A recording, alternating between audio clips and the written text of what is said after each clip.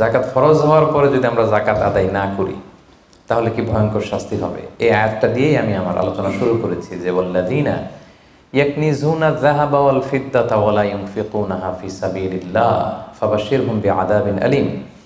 হে নবী, যারা gold silver স্বর্ণ রূপা জমা করে রাখে, আল্লাহর রাস্তায় দান করে না, তাকে আপনি কঠিন আযাবের সুসংবাদ দিন। আচ্ছা বলেন তো, আযাবের কি সুসংবাদ হয় না দুঃসংবাদ হয়?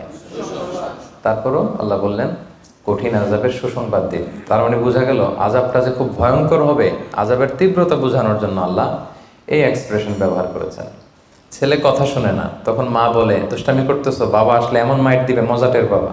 আচ্ছা বলো তো, মাইট দিলে কি মজা লাগে? তো মা তো বলতেছে মজা টের পাবি। তোর বাবা এসে এমন মাইট দিবে মজা টের পাবি। মজা লাগে মাইট দিলে? তো মজার কথা বললেন কেন মা? মাইটটা খুব কড়া হবে, মানে চরম পিট্টি দিবে তোমার বাবা তোমারে, আসুক তোমার বাবা। তো এই শাস্তির তীব্রতা বোঝানোর জন্য বললেন যে মজা। তো আল্লাহ বলতেছেন ওদেরকে কঠিন শাস্তির সুসংবাদ দেন, দুঃসংবাদ বলে নাই। আল্লাহ টিপ্পনি কেটে বললেন যে সুসংবাদ দেন। ইয়াউমা ইউহমা আলাইহা ফি নারি জাহান্নাম। সেদিন এই স্বর্ণরৌপ্য যারা জমিয়ে রেখেছে, জাকাত দেয় নাই, এগুলোর আল্লাহ গলিয়ে খুন্তি বানাবে লোহার। ফাতুকুয়া বিহা জিবাহুহুম ওয়া জুনুবুহুম ওয়া যুহুরুহুম। 3 জায়গায় ছেঁকা দেওয়া হবে। কপালে স্বর্ণরৌপ্য জমা করেছে, ব্যাংক ব্যালেন্স জমা করেছে, জাকাত দেয় নাই, এগুলোর আগুনে জ্বলিয়ে লোহার খুন্তি বানিয়ে কপালে ছেঁকা দেওয়া হবে। এটা কি দুনিয়ার আগুনের ছেঁকা? কথা বলেন। আল্লাহ জাহান্নামের আগুনকে বলেছেন নারুল্লাহিল মুকাদা আল্লাতী তাত্তালিউ আলাল আফইদা। দুনিয়ার আগুন আঙ্গুলে লাগলে আঙ্গুল জ্বলে, পায়ে লাগলে পা জ্বলে। জাহান্নামের আগুন দেহে যেখানেই লাগুক আগে কলিজে জ্বলে যাবে। সেই আগুনে সেই স্বর্ণ রূপাগুলোকে গলিয়ে খুন্তি বানিয়ে কপালে, পাজরে, পিঠে ছেক দেওয়া হবে।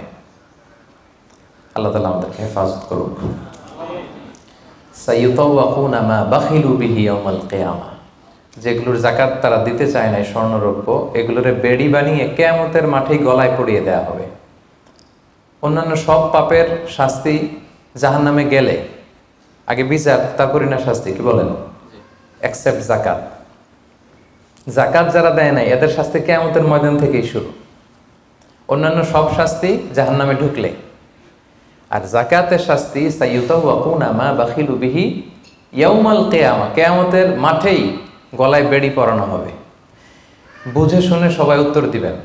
আচ্ছা, যেই লোকটাকে কিয়ামতের ময়দানে লক্ষ কোটি মানুষের সামনে লোহার বেড়ি পরিয়ে টানা হলো জাকাত না দেওয়ার কারণে, ও যদি নামাজি হয়ে থাকে, ওর নামাজ কি কাজে লাগলো ওই দিন? বলেন।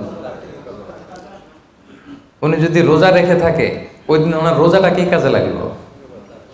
তাহাজ্জুদ পড়তে পড়তে কপালে যদি দাগ ফেলে দেয়, ওই দাগ ওনার কি কাজে লাগলো ওই দিন? কোটি মানুষের সামনে গলায় বেরিয়ে পড়ে যদি আমাকে হেঁচকা টান দেয় জাকাত না দেওয়ার কারণে, তো আমার নামাজ কি কাজে লাগলো বলেন তো? কথা বোঝেন নাই বোধহয়। নামাজ কি কোনো কাজে লাগলো? সো জাকাতের শাস্তি বড্ড ভয়ঙ্কর যারা জাকাত দেয়নি। হাদিসে আছে আতাহুল্লাহু মালান ওয়া লাম ইউআদ্দি যাকাত। আল্লাহ সম্পদ দিয়েছে কিন্তু তারা আল্লাহর রাস্তায় জাকাত দেয় নাই। এই সম্পদগুলোকে একটা সাপের রূপ দেওয়া হবে। সুজা আন আখরা, বুখারীর বর্ণনা। দ্য মোস্ট ভেনোমাস স্নেক, সুজা আন আকরা, টেকো সাপ। সাপের মাথায় পশম হয়, কিছু চুল, পশম। তো জাহান্নামের সেই সাপ এত বিষাক্ত, ভেনোমাস হবে, বিষের চোটে ওই সাপের মাথায় কোনো পশমও থাকবে না। ওই সাপটাকে পেঁচিয়ে দেওয়া হবে। পেঁচাতে পেঁচাতে এই চোয়ালে এসে সাপটা শুধু ছোবল মারবে, আর কি বলবে জানেন? আনা মালুক আনা কানসুক, আমি তোমার সম্পদ।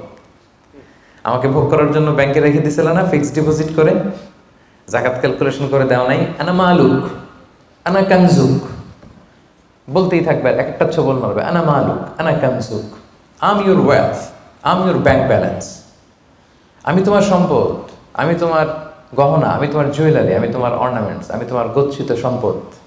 হিসাব করে তো দেও নাই, খাওয়ার জন্য রাখছিলা, আজকে খাও। আনা মালুক আনা কানসুক। আমরা কি কিয়ামতের ময়দানে সেই কঠিন আযাব ভোগ করতে চাই? এই কঠিন শাস্তি ভোগ করার ক্ষমতা কি আমাদের আছে? খুলিকাল ইনসানু দাঈফা। আল্লাহ মানুষকে দুর্বল করে বানিয়েছে। তো সম্মানিত সুধী, আল্লাহ তাআলা আমাদেরকে যাদেরকে সম্পদশালী বানিয়েছেন আমরা যেন হিসেব করে জাকাত দিয়ে দিই, একেবারে নিয়ম মাফিক। আজকে নিয়মটা শিখে যাব, নিয়ম মাফিক আমরা জাকাত দিব। এটা গরিবের হক, গরিবের হাতে বুঝিয়ে দেব। পারা যাবে তো ইনশাল্লাহ?